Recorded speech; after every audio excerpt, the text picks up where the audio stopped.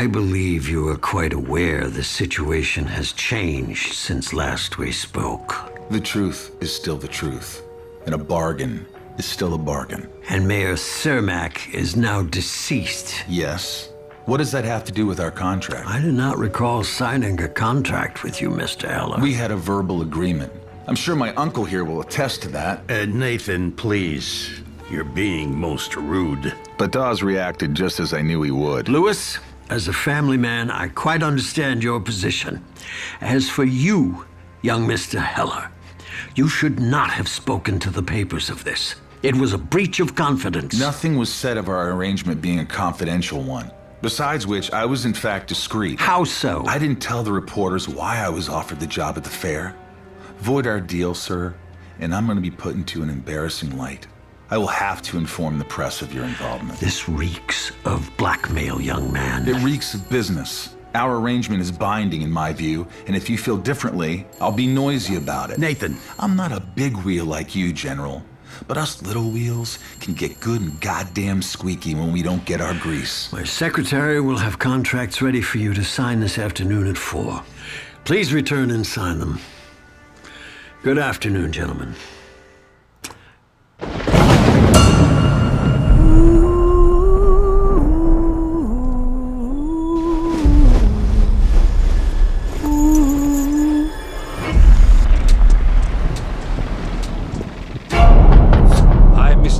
From Pretoria. Is everything all right? People talk, say things. Hello? Why didn't you tell me it was out of order? I suppose you think that's funny. I'm not allowed out the front door. Who says you weren't? Them. Who? Them. It was terrible out there. I could hear breathing. We told you. Are you worried about the man?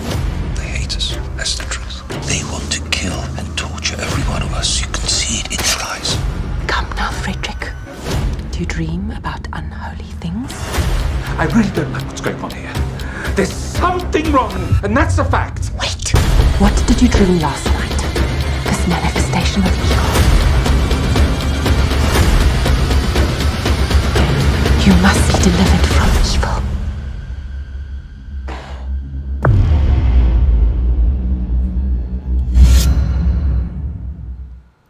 Hello, and welcome to Midnight Metal. Robin Meyer Burnett, fucking metal. Midnight Metal, Midnight Metal, Midnight Metal.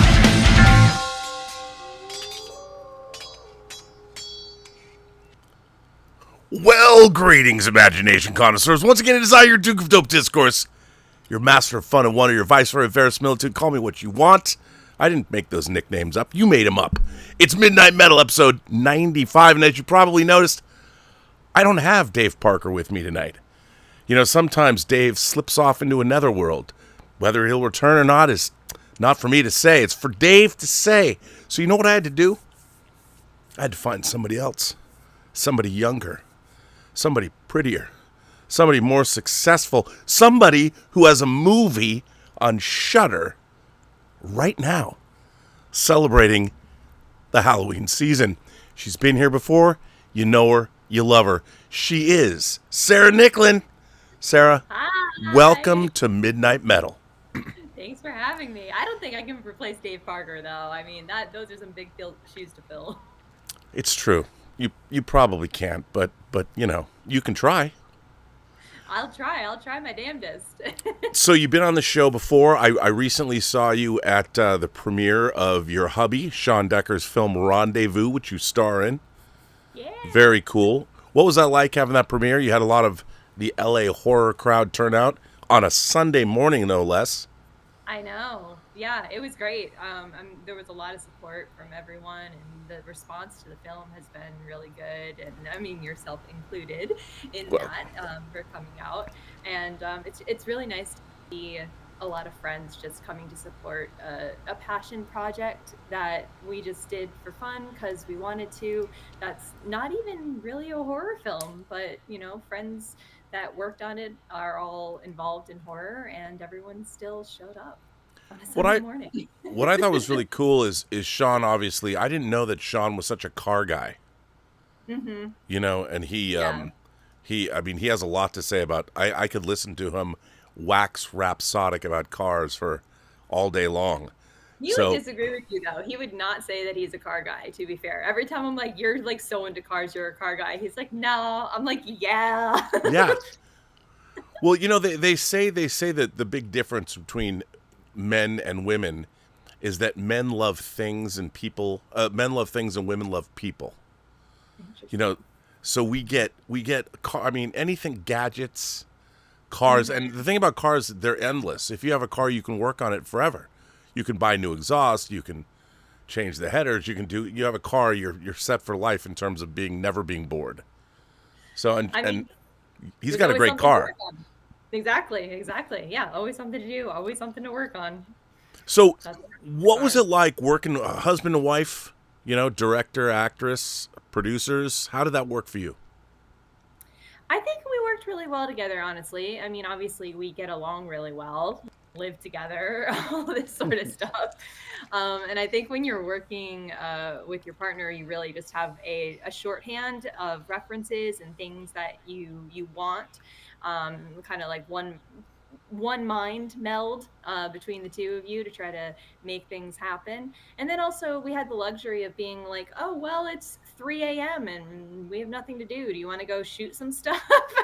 And then, go and try to put it in the movie, which you don't really get that luxury if you're pulling in, people that you don't often work with or don't like live with. Right, sure. But it was really cool. I mean, really well photographed. There's a lot of great shots. I love that there's a helicopter in downtown LA, so you shot it and put it in the movie. Yeah. And the whole that whole helicopter thing. So the idea of like creating that helicopter chase, and this is very, DIY, low budget guerrilla indie filmmaking. So we have the helicopter. Great. Now, how do we make it so that it's a helicopter car chase? Well, we put the car in the driveway, and Sean gets up on the ladder with like this really magnum powered flashlight and just shines the flashlight and shakes it and puts it at me. I put my head out the window. We turn on the air vents in the car so that's blowing air in my hair. And then ta-da, car chase. I mean, that's poor man's process. That's what Hollywood was built on. That kind of ingenuity. And you can't tell. You can't tell. It looks great. Yeah, it looks great. It comes together perfectly. Yeah, it's really fun. It was a lot of fun to do that, to see it, and to you had great party afterwards.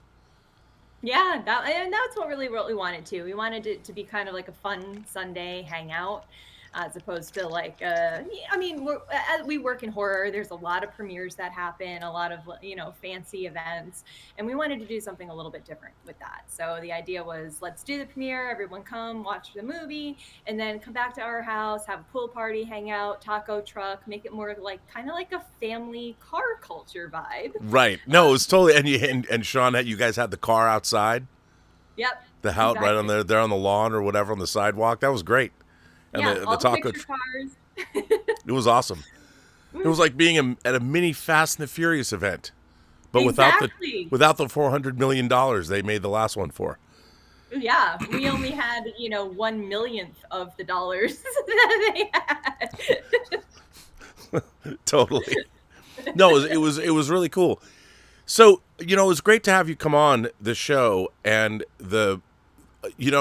when I saw that they were making a VHS Halloween, I thought to myself, how come they didn't do that before? I know. I mean, obviously, a lot of the people that were at your party worked on a movie called Tales of Halloween. Yes. Mike Mendez, Dave Parker, they did segments and worked on all that stuff. And were you in Tales of Halloween? Were you in one of the segments? No. I wish. I didn't really know a lot of them at that time. Right. But I've seen it since then, and I think it's great. I love Tales of Halloween. Yeah, it's really cool. So creative. But I've loved the VHS series since it started, and it's been running for a while now. 2012 was the first one, and this is their 8th film, which I didn't even realize until I was working in it. because I saw number 1 and number 2, and then I kind of didn't keep up with it, and they didn't come out every year at that point. There were some gaps. Right. But yeah, now there's 8 of them out there. I was like, oh my god, wow, I have to go back and like catch up. So you obviously you were here with Popeye the Slayer Man months back, which was a hoot, by the way. The spate of I love the fact that they're going into all these beloved children's franchises and raping and pillaging them and turning them into these graphic horror. It's hilarious. I think the people that created these things would love that. That's whether it's Bambi, whether it's Winnie the Pooh, Popeye. The more violent, the better. Exactly. I mean, I don't know what this era of horror is going to be when people look back and see what it was. I don't know what they're going to say. But for those of you who didn't, or for the people that didn't see the last time, give us a little overview about how you made your way out to LA and how you got into this crazy career that is acting, and especially acting in horror films. Yeah, sure, absolutely. So I started acting because I I was in love with Jonathan Taylor Thomas, the child star, and and so I just thought, I will just become a big famous actress, because all actors obviously know each other, and so of course we'll just meet and fall in love. So real easy, no problem. I'll just do that. So I started doing school plays, because I did know that acting was very difficult and competitive, and you had an advantage if you were doing it younger. So I started doing school plays, and at first I really hated it, and I'm really shy. I'm still shy, but Come on. I know I've learned to overcome it. I like acting because it is a chance to explore other characters, but it's not actually me that's in the spotlight. You put actually me in the spotlight, and it makes me a little uncomfortable. But I've learned to deal with it, so it's okay. So I did my first play, Bye Bye Birdie, in 6th grade, and then I went on to do other plays in high school. And I kind of just fell in love with the acting process. Now, where did you grow up? Where was high school? Connecticut. So I grew up, my family was in Danbury, and then we moved to Ridgefield for high school. Yeah. About as far away from Hollywood as you can get. Did you ever have Broadway aspirations? I mean, I would love to do Broadway. If Broadway would take me, I think that would be fantastic and phenomenal. I think that would probably be some of the most fulfilling work. And at least while I was living there, I would go and visit New York City, and I would go and see Broadway shows and off-Broadway shows. And yeah, they're just really creative, and they're fantastic. So yeah, all for it. I mean, that's my background, theater. And so I started in theater, obviously, in middle school, high school, and then I went to Emerson College. I got a degree in theater. So, and I for a while, even after moving out to Los Angeles, I was trying to at least do 1 play a year just to continue that going. But it's just such a big time commitment. And since that's not my main focus, I decided it wasn't the best use of time. I'd forgotten that you went to Emerson.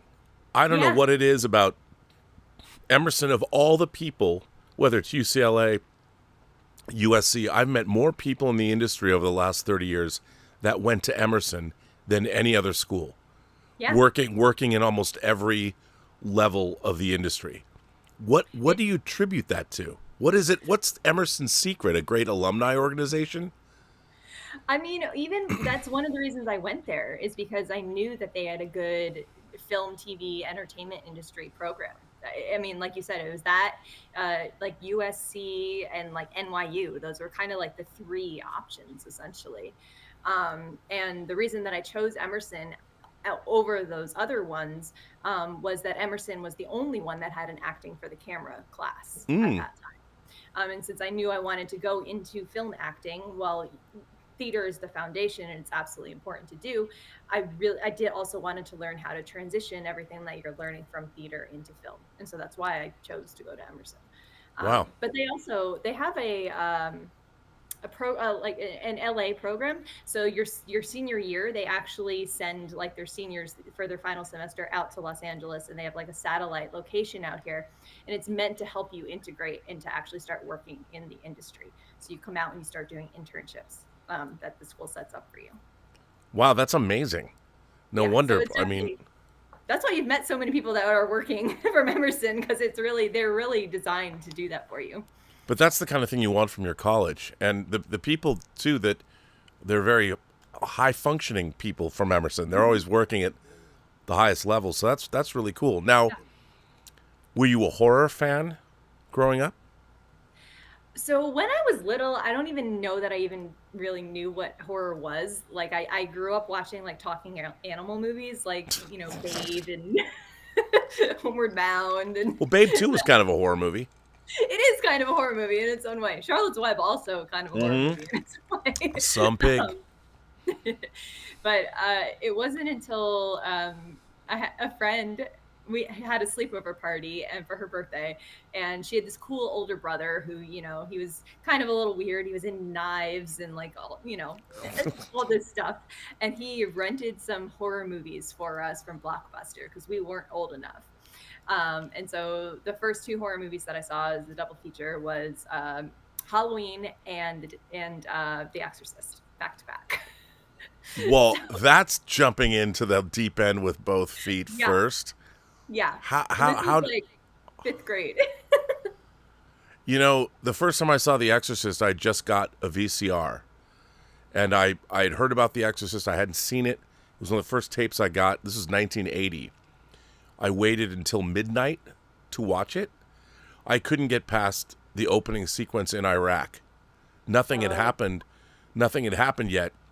Because the tone, I'd never seen a movie that had that tone. Like this, it was this, I mean, nothing was going on, but dogs were like fighting in the streets, and then Father Marin, the clock stopped moving. I'm like, this isn't a movie, this is real. I'm watching something that really happened. Yeah. I turned it off after 10 minutes. And then I waited till the next day and waited till noon. The sun was bright. Then I watched the movie again. It became one of my favorite movies ever. But you couldn't, I mean, that movie's a little rough for girls who are in the 5th grade. Oh yeah, especially when like you're a girl and you're just starting to like learn about your body, and now she's putting crosses the places that she shouldn't be putting crosses. And she's not doing it like in a nice way either. No. It's one of the most profane things. I mean, still, I think I said it before when we were talking that one of my favorite things to do is watch like teenage girls do reaction videos to The Exorcist for the first time, and you know what's coming. And to see the looks on their faces, because it really is transgressive in a way that you don't. I mean, horror movies today are relatively safe. They're violent, but they don't have any kind of real transgressive material in them, and that did. Absolutely. That did. Wow. Yeah. That's a great double bill on Halloween too. Yeah. Yeah. And so of course I was terrified, have nightmares, you know. Were you also hooked? just so intrigued. Oh yeah, hooked, exactly. I was like, what is this? This is something I'm not supposed to be doing. It was that kind of, you know, like scary danger element that was just really, really intriguing. And then I think the next horror movie that I really remember seeing was 4th grade now, and the Blair Witch Project came out, and my parents forbade me from seeing it because I think they, you know, bought into the hype and that the marketing, that it was real and everything like that. Did so you? Again, But of course, you if saw you're it, forbidden to see it, you have to, of course. right? Woman after my own heart. But again, So the genius of that movie is it's relentlessly realistic. yeah, You know, it makes you the way it was brilliant to make people believe it really happened. I mean, nothing really happens in that movie, but it's terrifying. no, nothing really happens at all, and it's all the suspense and like what maybe the sound design, what maybe is happening off screen or not. Like the scariest thing in the movie is the dude is sitting in a closet, looking at the corner. Like that's it. But if you've made it that far, it's like you don't know what's going. Where are these people? What's happening to them? Yeah, terrifying. So how old were you when you made it out to LA? When you made that crossing? I moved out to LA when I was 25. So I went through Emerson's acting program. I actually decided not to do their like LA exchange program, and instead I graduated a semester early because I had already started working on independent film in the Boston area. And Right. so I wanted to just like continue to do that, continue to build up a resume, build up a demo reel so that I would have all of this stuff available to me for when I moved. So I'm not just coming out completely green, but I could actually like come out and, you know, show this is what I've done. And I was really fortunate enough that while I was Emerson, I was starting to work on like indie horror films at that time, and I met director Richard Griffin, who was really well known locally, and he had done a bunch of straight to DVD movies back Sure. when you could actually make money doing that. Yeah. And they were all horror movies, and they all were distributed. I mean, he used to get articles about him written in Fangoria all the time. So like he was pretty well known on the East Coast, and because I was the lead in 13 features with him, people in Los Angeles had seen some of his movies. And so when I moved out here, people knew me from his films. And I had some stuff to show. Actually, it's funny. One of because Sean, my husband, was working in horror as a journalist for so long. He knew a lot of people, just like contacts that he had worked with. And when we first started dating, someone that used to be, I think it used to be his boss or used to be a colleague, had messaged him, and he's like, "Wait, you're dating the hot girl from the Richard Griffin movies?" Which was really funny. Well, that bode well for the rest of your relationship, so that's good. I mean, that's a great way to start your relationship. Yeah, honestly. dudes always love it when other dudes know who their girlfriends are. It's an impressive thing. We might not admit it, but it's true. We do. So that's good. Yeah. Now, so it's a good way to start. when you started working on horror films, was there anything about actually being, I mean, you'd obviously gone to school and learned about acting for camera, but when you first were on your first set working, did anything surprise you? Was there anything that you hadn't been aware of or ready for? That's a really good question. Because for me, the first time I was on a set was Leatherface, Texas Chainsaw Massacre 3, Jeff Burr's movie. And I'd been to film school, and I was on set for 5 minutes and realized I knew nothing. Yeah. I mean, as I was the art department production assistant, and I didn't know my place. I didn't know what I would do. I didn't know. I had to learn. It was fantastic. I had the best time ever, but it's a very different thing watching movies and thinking about movies and writing about movies. Yeah. And when you get on your first set, you realize I don't know anything about how movies are made. And that's very, very true. And I think like I was lucky enough that because like when I was at Emerson and I was going to that program, I also started working in film outside of the school. So like I wasn't. Oh wow, okay. I wasn't going to parties. I wasn't going to, I didn't have the normal like college experience because I was like, well, I want to work in film. So why not start working in film while I'm also learning about film? And I did student films and, stuff like that at the time too. So I learned about acting as I was learning about like film production and how films were made, like with real world experience. But I do think that like there was a lot of like technical stuff that I learned being on set that you don't really learn in school. Like in school teaches you, acting, emotional, all that, stuff, but they don't teach you about eye lines or Right. continuity or like, just hitting your mark. And, there's just a lot of like, there's so many things that you are multitasking with as a film actor. Sure. That's not just acting. And that stuff I learned in practice and not in school. Keely Chow, who's in the chat, says, "You are hot, Sarah. Also, have you played a female vampire? If not, you'd make a very sexy female vampire." Well, thank you. I have played a female vampire, and actually, I do have like unusually large canines for having vampire teeth. So, did they make you those incisors? They make those teeth for you. I actually, so I did do a movie as a vampire where I get turned at the very end and you're supposed to not really know that I've been turned. And so we did one shot where I'm supposed to be going to bite the guy with my regular teeth. And then we did another one with the actual like incisor fangs, and they were going to cut them together. So it, looked like. Yeah. So we did the first shot of me doing it just with my regular teeth. And then the first AD is like, okay, now let's take the fangs out. And I was like, no, this is just my teeth. That's very funny. So yeah, I have played a female vampire a couple of times. Do you have a favorite creature? Like, do you like slashers, vampires, werewolves, ghosts, Frankenstein monsters?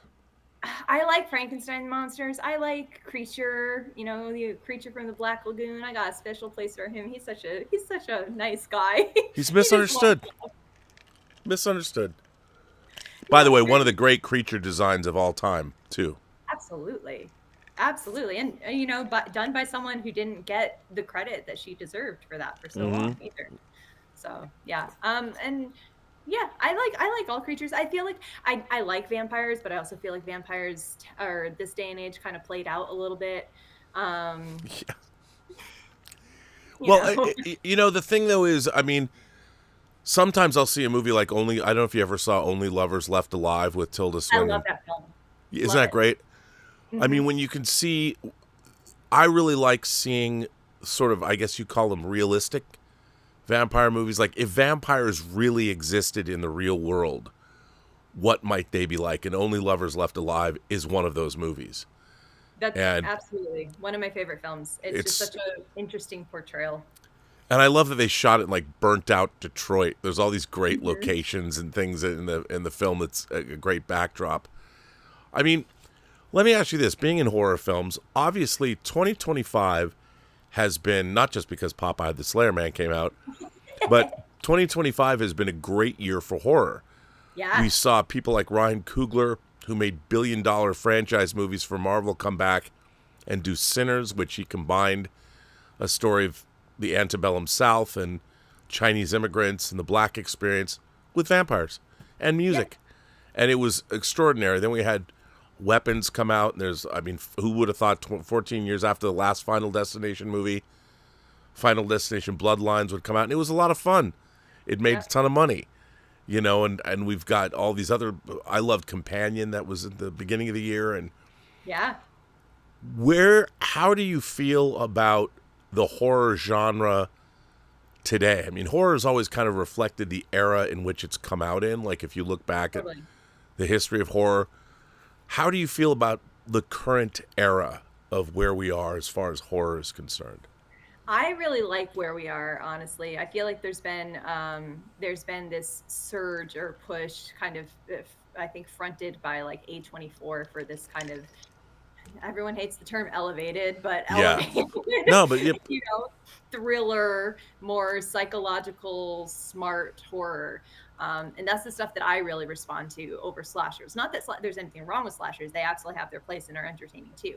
But I really think that also that movement has pushed a lot of people that might not normally work in horror, and they've come into the genre because people are willing to take more risks in horror than a lot of other genres, because there is a built-in fan base that is so loyal and so wonderful.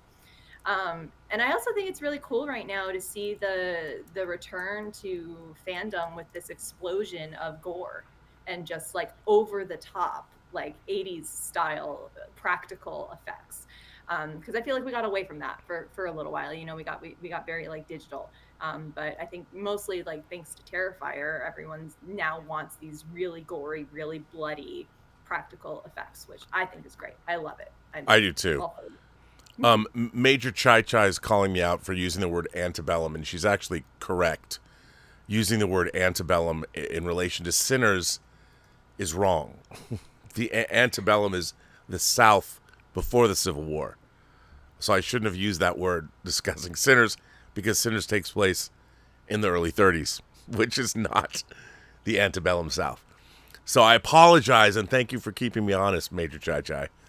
Learn something new. It's just a word. It's a word I always throw out because where I heard that word first associated with Gone with the Wind, because Gone with the Wind started with the antebellum South before the Civil War. That's the, most of the words, my big words that I know, I heard in relation to movies anyway. So but you're yes, kind of relating it to like an aesthetic or like a feeling rather than a time period. Yes, but that's a wrong use of the word, because antebellum is specifically it means pre-war, really. I mean, I hope it does. I'm sure I'll be corrected if I'm wrong. Someone will tell you if you're wrong. Yes, it meant the South at sort of the height of its southernness before the Civil War broke out. But what was interesting about what I loved about Sinners in terms of horror, it's been a while. Like I was like, were there really Chinese immigrants like in Mississippi like at that time? And when I got out of Sinners, there were. I went and did all this research because I was so fascinated by what Ryan Coogler had done. And it was all based in reality, which I thought was great, which added a layer to what was going on.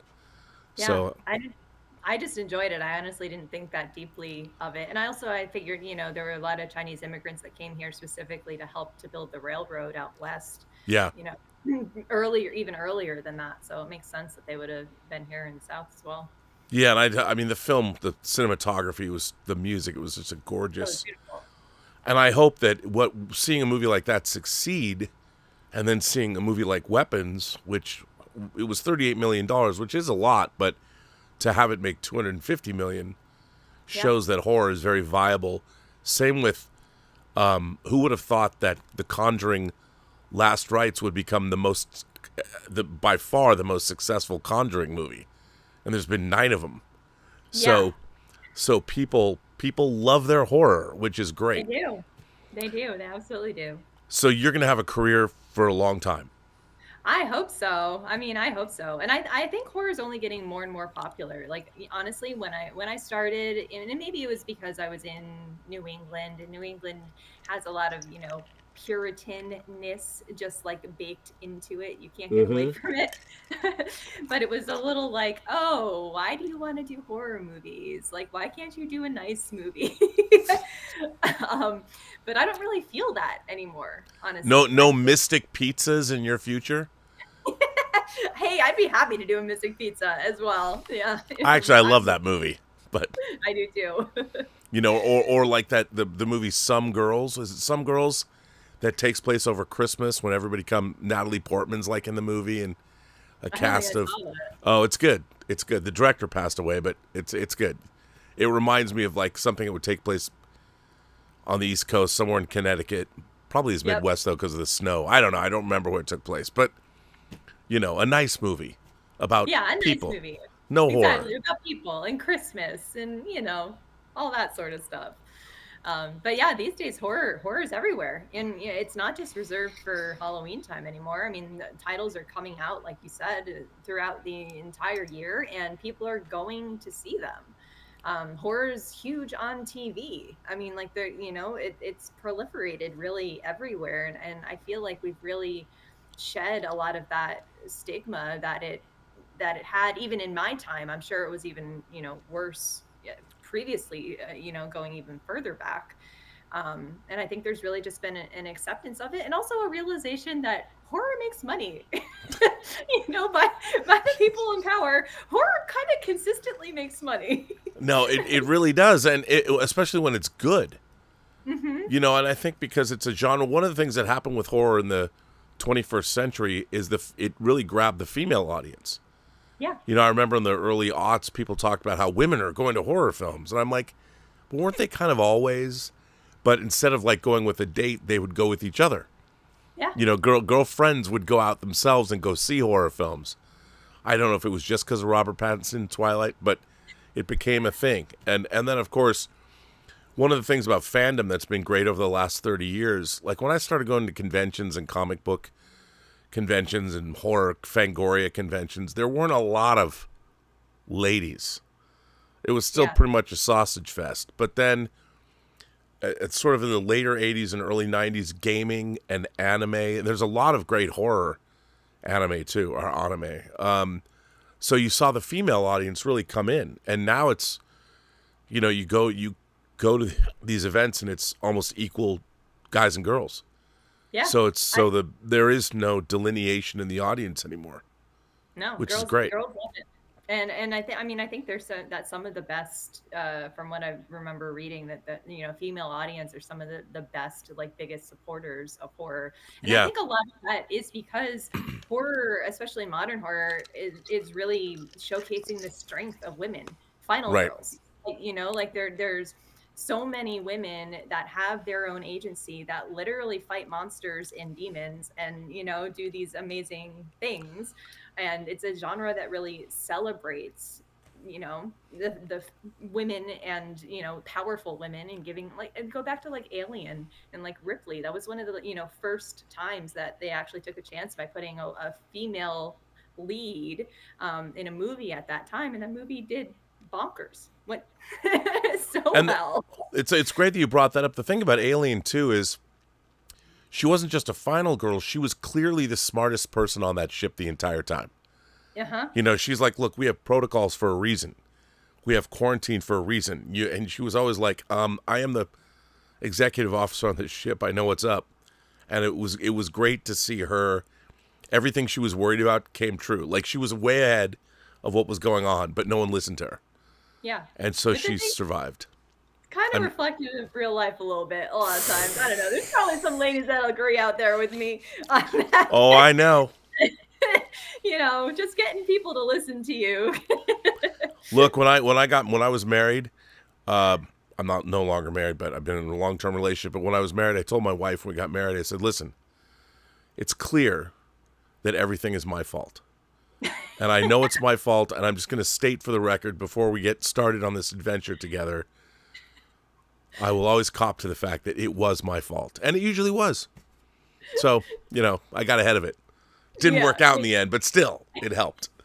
But I think that's why. And also, you know, if you think about it, I don't know if the trope of a dude being the last person to live, who cares? Yeah. It's not that interesting, honestly. And I think that even just because women are inherently tend to be smaller and perceived as weaker, that we naturally want to root for them as part of like the underdog story to win. Whereas if you have some like big burly dude that's just like beating everybody up, you're like, okay, great. But it's also the final girls have to have not just inner strength, but they have to have smarts and brains. Yeah. And that's what carries them through. Absolutely. You know, stupid people, men or women, they just don't survive horror movies. I mean, that's why they started as morality tales. That's exactly how they've evolved now. You know, it favors people that are smart and that pay attention. Yeah, absolutely. I wish the rest of America was like that. There's got to be a book there. America as what America needs are more final girls. Yes, we should put that on a T-shirt. Yeah. We can have a whole political campaign based on that. If you can't survive well enough to be a final girl, you don't belong in government. I like it. There we go. You know, as those midterms hit, we'll have a special election. We'll have Gavin Newsom front it like Proposition 50 or something. But now, so you've got a movie now on Shudder. It started airing October 3rd. Yep. Last week. VHS Halloween. Yeah. So also there's a few Micheline Pitt directed an episode. You're in an episode. Tell us about the genesis and how did you get involved with VHS Halloween? Yeah, absolutely. So I've been friends with Micheline and her husband RH for a while now, and I've been fans of their work. They're both, you know, fantastically wonderful, creative people. They did a short film called Grummy. I don't know if you've seen it, but yes. It's great. Yes, so good. And so I wanted to work with them for a while, and they have a lot of things in the pipeline that they're kind of working on, but then they got this, and based on the story that they wanted to tell, there was a role for a mom, and I'm at the age now where I play mom fairly well. And they were saying, they were like, well, I think that we could put you in this if you're interested in being in it. And I was like, yes, of course I would want to be in it. Like VHS, that's a wonderful long-standing franchise, super fun, big fan following, and yeah, I would love to do it. And it's one of those rare cases where things actually worked out, because you know, even if people say they're going to do something or try to do something, it doesn't always work that way. There's many other people in play that make decisions. Yes.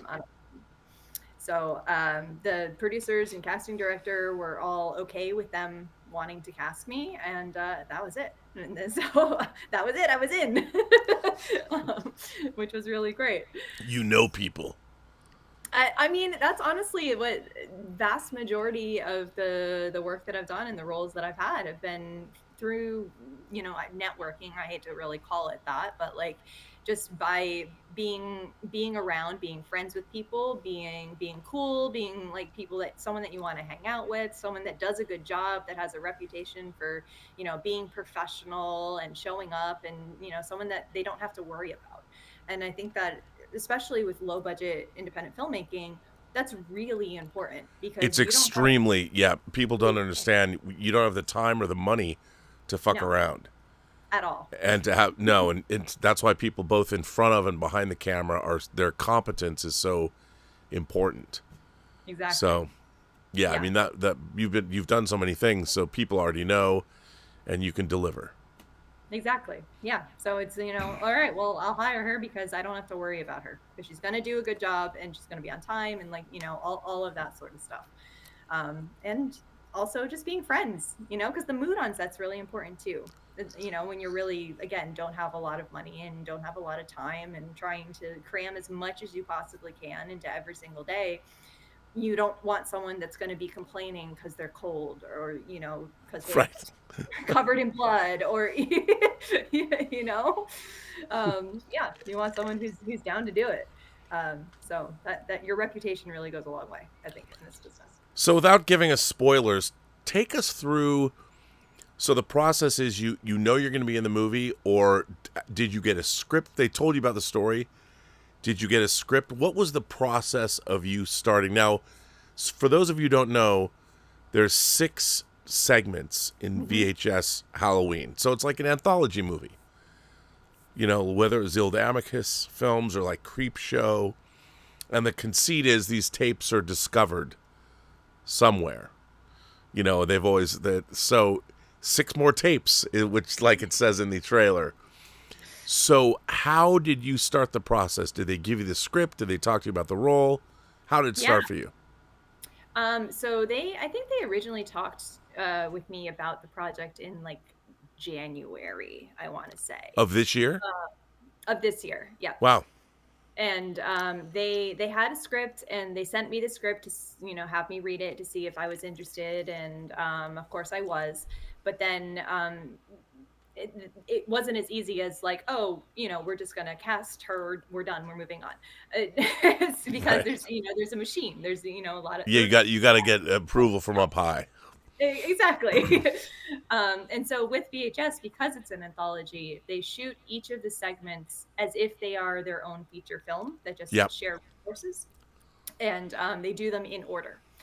And so Home Haunt, which is the one that I was in, was the last one to shoot. So, and they didn't start officially casting for that until they had done all the rest of them. When you say like feature films, is the crew different? Did the directors bring in their own crew, or is it the same crew and just different actors and a different director? There's overlap in crew too. So directors are able to bring in some people that they specifically want, like Micheline has worked a lot with a lot of really amazing makeup artists and hairstylists, and she was able to bring in people that she knew that she could really trust for a lot of those roles.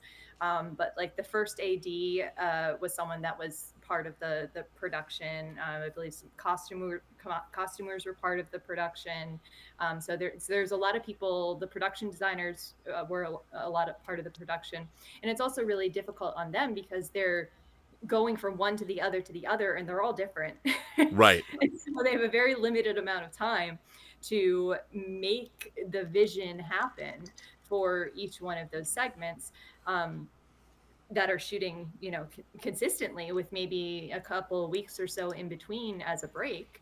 But that you're consistently going like nonstop from segment to segment to segment. So it is, very difficult for the crew and very taxing. It's a marathon. How many days did you shoot? Did your segment cost just a few days? The shoot was 5 days. Wow. 5 days in total. That was it. And so everybody had the same amount. You get the same amount of money, same resources, same time, all that sort of thing. So 5 days to do the shoot. And so I know leading up to that, they were working on building out some of the set, and we had rehearsals, and we do costume fittings and so on within like the week or so before. And I think maybe the week before that is when I had actually gotten like the official offer, like casting offer. So they had originally told me about it. We shot this in June. So they originally told me about the film in January. And then they were like, oh, we're thinking that we're probably going to be shooting in May. And then that came and went. And Right. we're not shooting in May. And so it took almost like 5 months before I actually got the like official offer for it, before it was like, okay, I signed everything. Now it's like for real. Now, are they shooting this at like someplace like Lacey Street? Or are they shooting at different locations, or is there one location that they're redressing over and over? So for our segment, there were a couple different locations. We shot down. The first day was like all of the executioner stuff, and that was in downtown LA. There's like a torture chamber set down there. Of course there is. Of course there is. It's downtown LA. Why wouldn't there be? It's a set. Right, Sure. exactly. It's a set. Nothing ever happens here. I've shot on that set before. I did Garden of Eden shot on that same set. So it's one of those places you can just go and like it's all pre-built and you just rent it. Yeah. I love those places. I love those places too. They're great. So that was one set, and then the next in Burbank on the soundstage, and that was the Witch's Bog and the Witch's Hut. And that's the thing that they really spent a lot of time, I think, like the whole week leading up to building that. And that set was beautiful. And then they did the crypt on that same stage. And then the next day we were back where the Witch's Bog previously was, but they built out a cemetery. So literally they had one day to tear down the Witch's Bog while we were shooting in the crypt and rebuild a cemetery. And then we were back there for the next day. Wow. So no block shooting. They just rebuilt a set. Yeah. Wow, that's crazy. Build it all out. Like, yeah, nuts. Absolutely nuts. Now, were these? I don't mean to go back to me. I meant to go back to us. Were these union days, or was this a non-union shoot? Were you doing 12-hour days, or were they 16, 18, 20-hour days? This was 12-hour days. This was, yeah. And they were actually actually keeping to that too. I think there was maybe one day that we went over by like a half hour. Like, wow, that's impressive. It was really impressive, especially because in our segment they have full head to toe a new creature, head to toe, full body makeup every single day. There was which takes so much time just to do that makeup alone, let alone film it, plus all of the the gore and effects and the blood gags, and there were puppets and children. It was like literally all we needed was an animal, and then you have absolutely everything that they tell you you're never not to use. Yeah. Did you hang out and see any of the other segments shot? I did not. So because ours was the last one, right? So I know that there was at least one other that was shot here, and I know that because I actually auditioned for and booked it without realizing that it was VHS Halloween.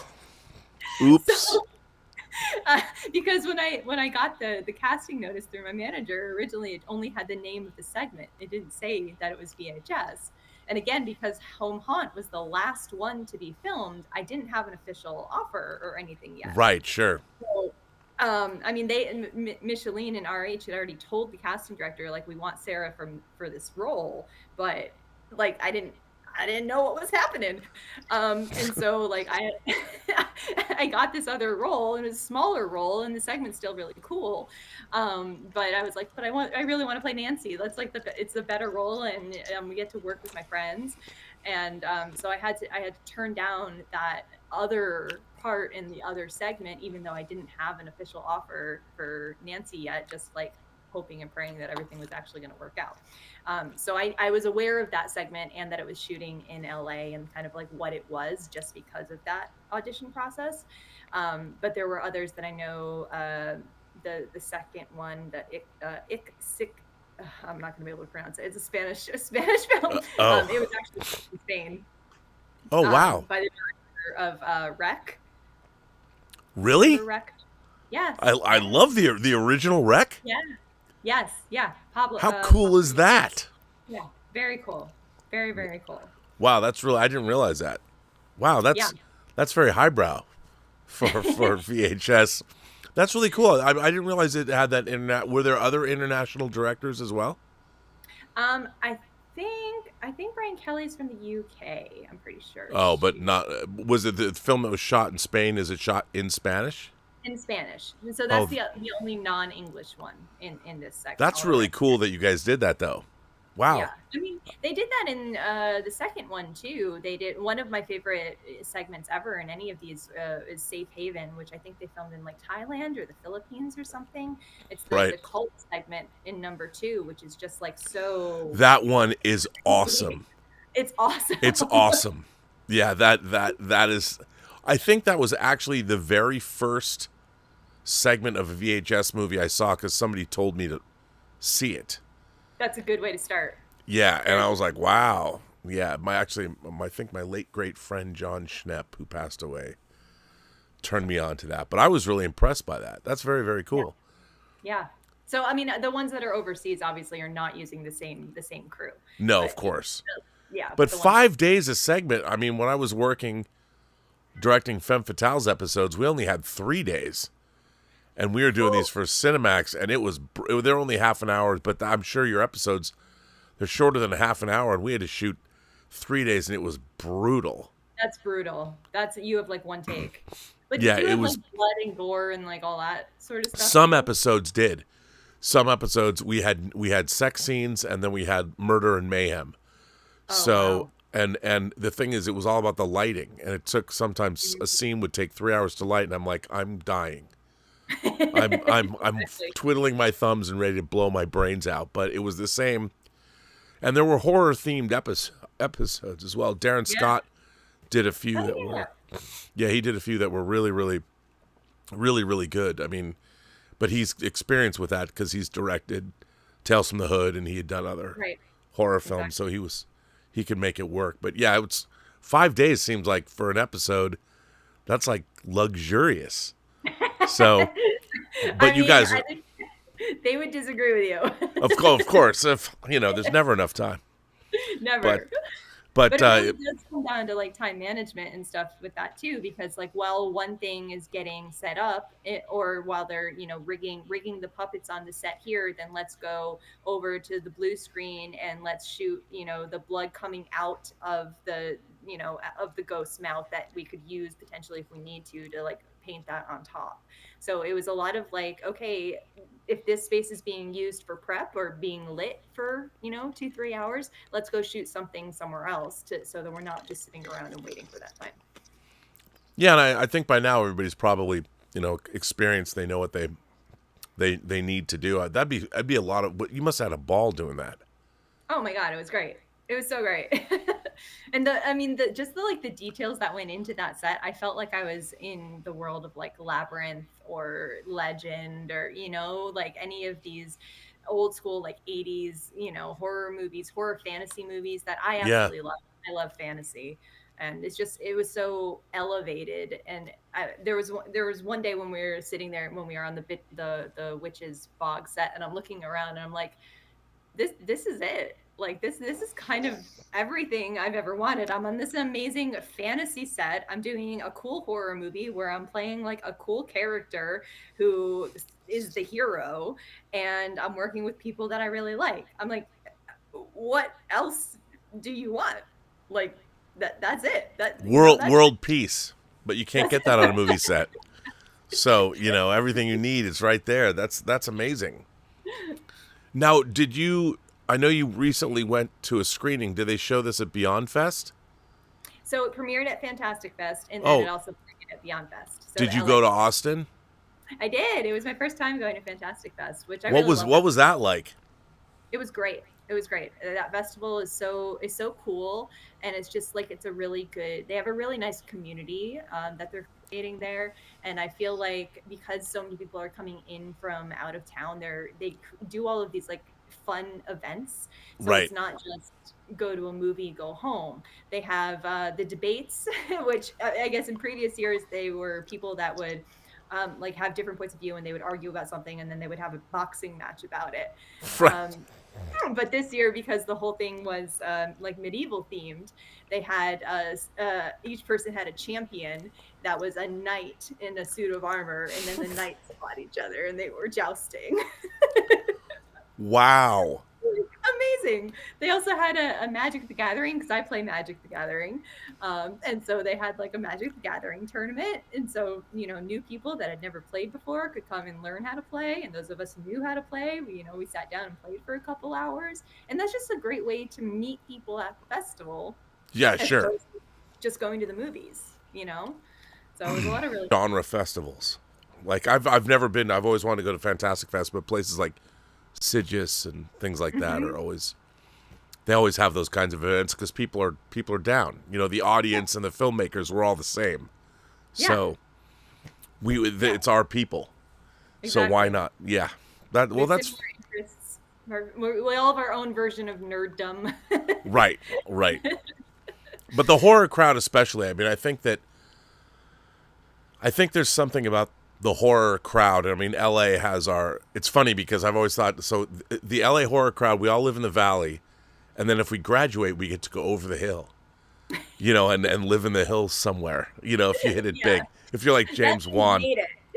That's when you got money. You go to the hills. You get to go to the other side of the hill, which I've always thought was, is a graphic depiction. Most of us, we never get to the other side of the hill.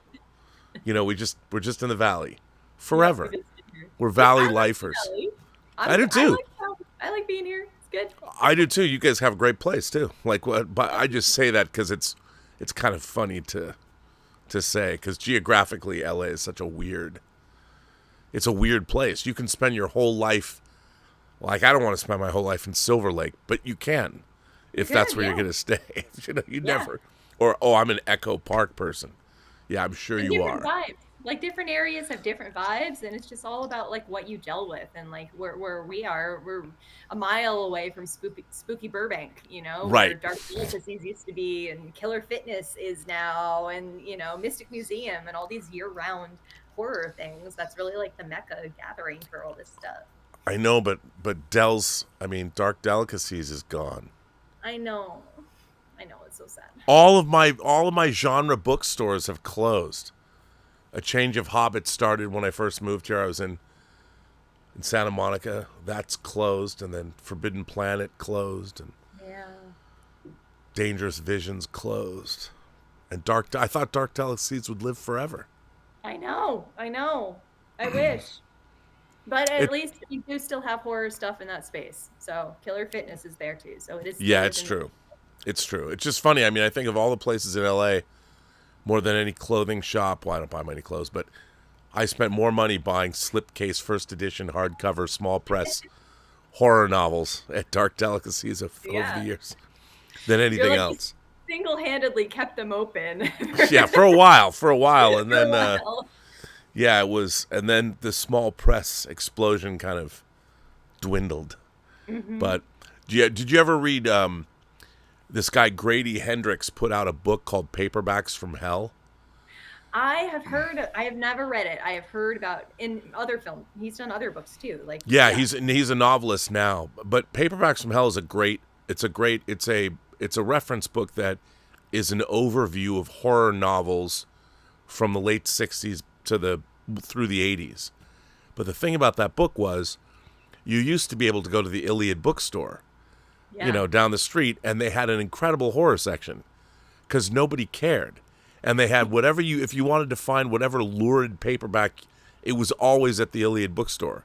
But when Grady Hendrix published Paperbacks from Hell, every one of those books became hugely collectible.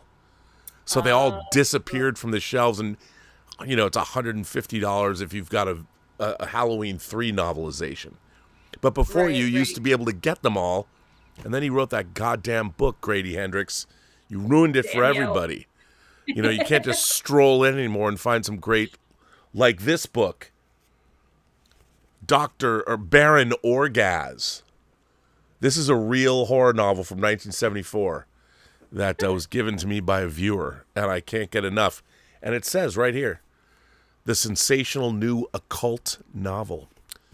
Not anymore. These are the kind of books you'd find, and now those days are over. But I think the internet kind of killed that too, because people you don't have to go to the bookstore to search for something. But you know what? Nobody really cared about these horror novels until Grady Hendrix wrote a book. And when the book comes out, yeah, then it's like, oh, I have to have this for my collection. And then it's like, you don't even love that. You just found something new to collect and jump on the bandwagon. And all the tech bros are like, well, I have to get the first edition of this paperback. Of course. They don't even care. I mean, that's the one thing the internet has destroyed, is being able to saunter into a bookstore and find a gem. Yeah. Which is I mean, VHS stores, DVD stores too, like a lot of those have dried up for the same reasons. And I mean, other formats that people don't watch anymore because everything's streaming on the internet. Right. So, I mean, not a lot of horror fans are actually really good about, having physical media. And we have a big physical media collection. Well, a lot of that stuff, they don't show the obscure stuff. The thing about streaming is the algorithm only supports really the 10%, the best 10% or the most popular. And so much of horror is obscure or it's foreign or so you don't see a lot of it. But or even things don't get up on streaming because there's rights issues or some other, and so for example, like I was talking with Sean, my husband, the other night, and I've never seen Sling Blade, which I know. Wow. I know. He was like, how have you never seen Sling Blade? Like, we need to make this happen. We need to find this. It's no on streaming. There's no DVDs.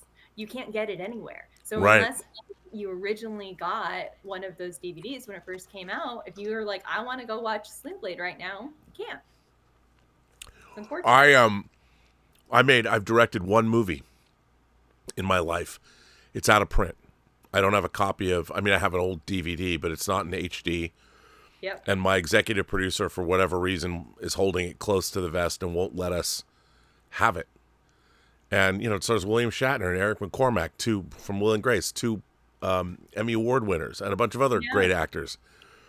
And it's frustrating because I get asked about it more than, I have no control over it. Right. And which is crazy, even if you directed it. Like, you made the movie.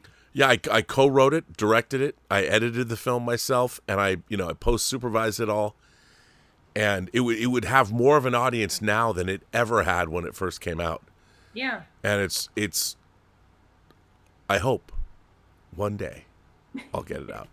But so back to VHS Halloween. Yes. So no, it's always good to digress. It's Midnight Metal, and I'm totally sober, so it's all good. But Okay, when good, oh, well, that's good. But you seem sober. You don't have to be. But so a film like this comes out. Were you happy working with Micheline and her husband? Were you happy with the results about your segment? Oh yeah. I think it's fantastic. I think what I by no bias, but I do think it's the best segment in our film. And I do think that VHS Halloween is one of the better films in the entire franchise. I've only seen the trailer, and it looks like it's a lot of fun.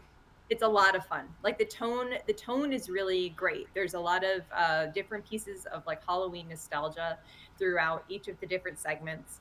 And I think we are the last segment in the film, and it's just a great way to like kick it off. And it really feels like old school Halloween. There's a lot of nostalgia in that. I actually wish that they had been able to make it a little longer, like our segment a little longer, because it goes by pretty quick. It moves very quickly. The original version of the script was longer. I think it was like 30 pages, a little over 30 pages. That's a half an hour. So much for those other 5 segments. Yeah, exactly. So it got cut down to, I think it's just around 20 minutes. That's still pretty long for an anthology, though. Not bad. Yeah. Yeah, and that was through like the rehearsal process, and RH and Micheline were just really on board to collaborate. And like, what do you think? Would you think you would really say this? Would you say something different, or how would you guys really react in these situations? And so some stuff was rewritten as a result of that. It was cut down as a result of that. And then even in the post-production process, some scenes were sort of cut down, and that's kind of an interesting thing about doing found footage, because there's not really supposed to be any cuts. I mean, there are some hidden cuts, but there were sequences that RH was not sure was really going to play, and then they might have been too long. And normally, obviously, you just shorten it in editing. It's fine. You could just do that. But because they couldn't do that, we actually shot 3 different versions of a couple of the different scenes in different lengths. So you actually had one full take of that scene, putting in and taking stuff out. Sure. So then he could choose, in editing, which one would work best for the pacing of the film. Yeah, I mean, it's again, the creative process. It never ends, and it's. The old adage is a movie gets rewritten 3 times, once on the page, once on set, and once in the edit bay. Yeah. So I heard a really good analogy for that. When we were at Fantastic Fest, we went to Troublemaker Studios and did a tour there, which was really cool. And that's Robert Rodriguez's studios. Yes. And they have a backlot that's set up there, and they have some of the death-proof cars. And the studio manager was saying that Robert's philosophy when it comes to making a movie and why he likes to be involved in it in every step along the way is that it's like cooking a dish. So when you're writing your script, that is when you are putting your list of ingredients together. And then when you're filming it, well, that's when you're shopping for what you're going to buy. And then when you're cooking it, that's when you're editing. So why would you go shopping, put the list together, go shopping, and then hand it off to someone else to cook? And so that's why, he was saying that's why he likes to be part of every single. I totally agree with him in that. Yeah. 100%. Well, listen, I've kept you for an hour. This has been great. I can't believe we've been talking for an hour. It's great. This has been great. Yeah, it's been fun. Well, I will let you go enjoy the rest of your Friday night, but I want to thank you, Sarah Nicklin, for being so nice, for being on the show and coming and talking to me for an hour. It's VHS Halloween. It's available to watch on Shudder right now, and Shudder is usually pretty good about doing physical media releases. Yeah. So is there any talk of that? I don't know. I really hope they do. I would be, I want it. Well, yeah, of course. I mean, there's nothing more validating than getting a physical media release of a movie you've worked on. I know. Made. I have a little stack heap of all the movies that I've done that's separate from all of our other. Yeah. No, me too. All the physical media stuff I've worked on, and you've got to have that. They've all got little individual stands. Yep. So you can light them up. But it's great. And so it's airing now. Anybody can see it. Do you have something coming up next? Do you know what your next thing is going to be? I just booked a TV movie, so I'm going to Atlanta in about a week to do that. Wow, that's cool. Yeah, so that should be fun. Rendezvous, obviously, the car chase film that is currently available on YouTube. We just passed 50,000 views, which is very exciting. I didn't know that. Rendezvous is on YouTube? Yeah, so it's on YouTube now. Mm-hmm. Wow, 50,000 views. That's impressive. Hell, I would have stolen it and played it tonight. Please do play it on repeat. Yeah, because Sean wouldn't have given me a copyright strike.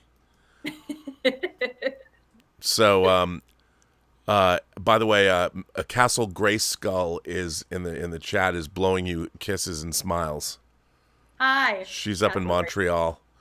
And then everyone else is asking why I'm sober. And I'm like, I've been working all day. We got a movie that I've got to get into a theater on the 28th of October.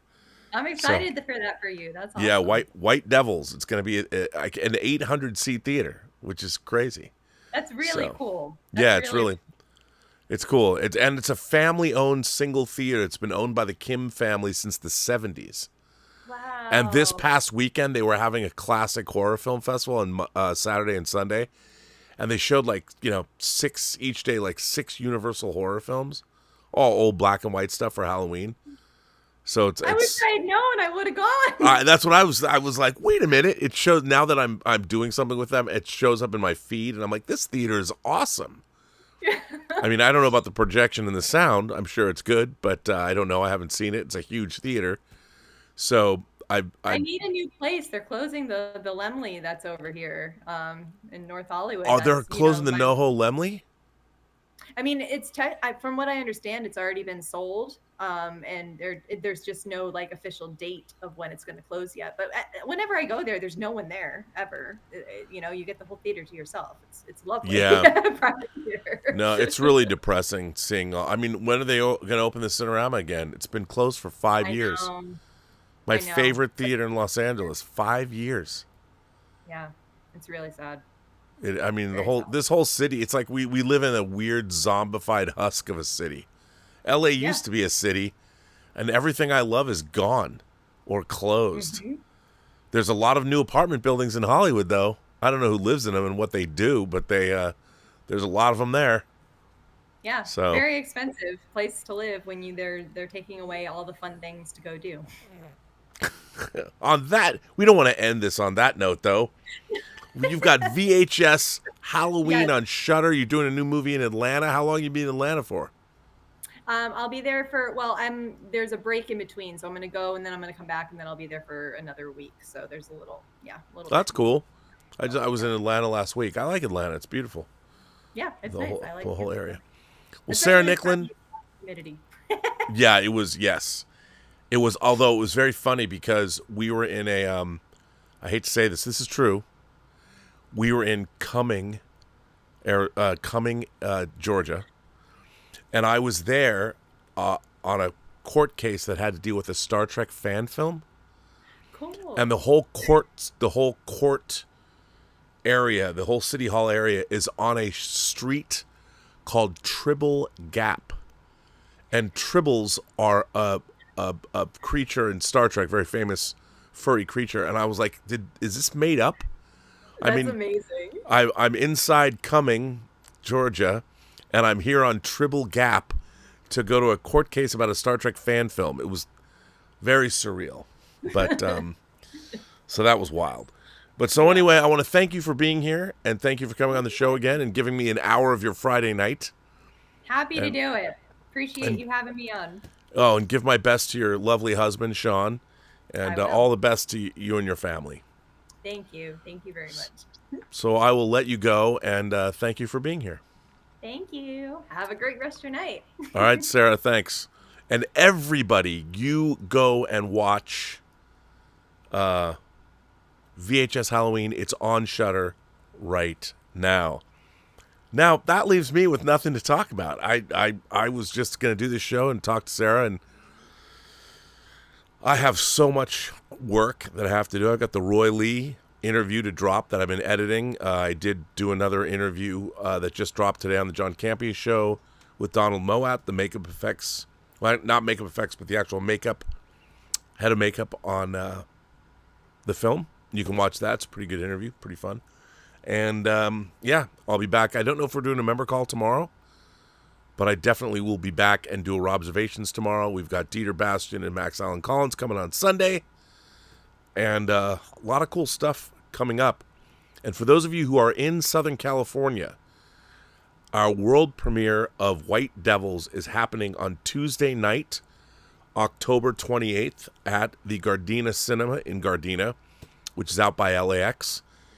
And it'll be the first time the movie is shown to the public. It's definitely for mature audiences. So tickets are going to go on sale this coming week. So you'll be able to buy them on Eventbrite. And we're going to have a Q&A afterwards. It's going to be a blast. So that's Tuesday, Halloween week, Tuesday the 28th of October at 8 p.m. The movie's only 90 minutes, so I'll have a Q&A. So we'll get you out of the theater probably, 10:30, 11. Tell your friends. This is a total indie film, total micro-budget indie, and we're showing it at a theater that's family-owned, which I thought was pretty cool. So for all of you, I want to thank you for being here. And, of course, both Thomas Logan asks, why am I sober? just because I have to work and I've been trying to drink less. Major Chai Chai seconds that question. And Major Gray Skull says, I third that question. And Major Chai Chai says, congratulations on the premiere of the movie. Wish I could be there for it. Well, if anybody wants to come in, I can hook you all up. It's going to be fun. Tell your friends. Tell everyone. And on that note, everyone, I'm going to dip out. So remember, every person you meet has a story to tell that you have yet to hear. And all you have to do is listen. And with that, I say to all of you, have a better day, have a better night. And, you know, we all want Dave Parker to come home. Come home, Dave Parker. Major Chai Chai wants you, but not as much as Major Castle Gray Skull wants you to come back. And so do I. And on that note, I want to thank everybody for being here. I want to thank everybody for supporting this channel via Super Chats and Tips. You can still get True Noir, truenoir.co. We have a very exciting distribution deal, finally, that we can announce shortly. And the physical media perks for the Kickstarter are very much in process. And I'm also working on to tell you the truth, I wrote a short story. I don't know if it's any good. I was captured by the spirit, and I wrote a short story as an example of what the short story for our book, The Imagination Connoisseurs, would be. I literally had this idea, sat down and wrote this short story. I'm going to use it as an example when we launch the short story competition. But I'll leave that for another day. And on that note, everybody, I'm going to end this episode of Midnight Metal, which has been a fairly tame episode, but Sarah was delightful. I want to thank Sarah Nicklin, and I want to thank her husband, Sean Decker, for setting all this up and getting her on the show and all of that. And Sean, personal message, heart is with you and your family. I hope everything works out. And on that note, everybody, take care.